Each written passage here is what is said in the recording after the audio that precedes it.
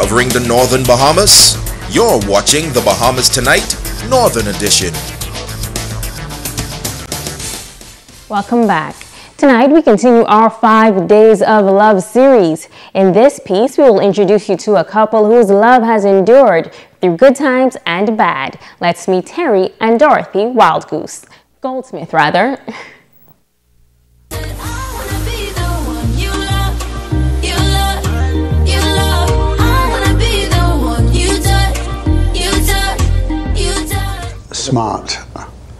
Smart because she married me. I love him because he's very compassionate. Happy Valentine.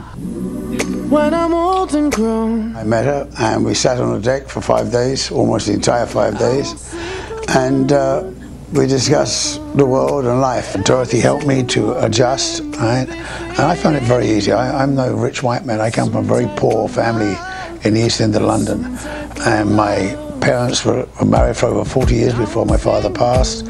My grandparents, 62 years they were married, and so I had a good background, a strong background. It's been a good marriage. I'm speaking on behalf of her as well. We've discussed this. We've always been open in our marriage. We communicate. Swans, that when they come together, right, and have little swans, okay, they are together for life. The male swan will go to nobody after that, or the female. They select that one male or one female, and that's it, until the day that the last feather drops out of them. And I think that's kind of suits us. Right? Mind you're a bit old now, but things haven't changed. You never go to bed on an argument. When you go to bed, you've had an argument, go to bed, make love. If there's a problem, make love. She had a major brain surgery due to an aneurysm, and she lost a lot of intellect. And so I have to do more. I have to do the washing, the ironing, this, that, and everything, the household chores, right?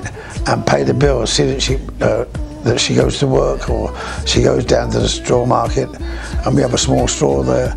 And I see that is done. I dress her. All these things, that don't come overnight. That kind of commitment to your partner, and that's what you have to make, is a commitment, right? And along with understanding, communication, and a commitment, that's, if you want a definition of love, that's it.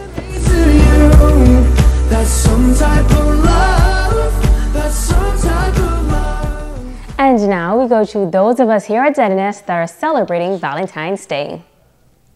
How could I forget the way I felt when I first laid eyes on you? I remember saying to my friends, there is my future wife, and then I took the step to meet someone who would change my life.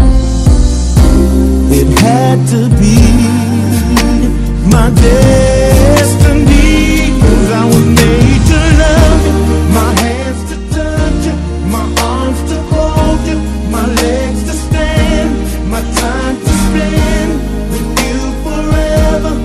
I was made to love you, my lips to kiss you, my eyes to see you, my legs to stand, my time to spend with you forever and ever.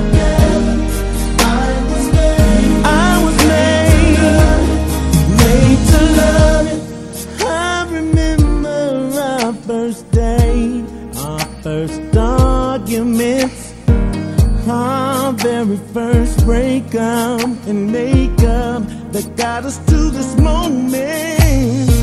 And every girlfriend and every one night stand, every heartbreak and every heartache led me to you, it drew me to you. And now it is time to Ask the Doctor.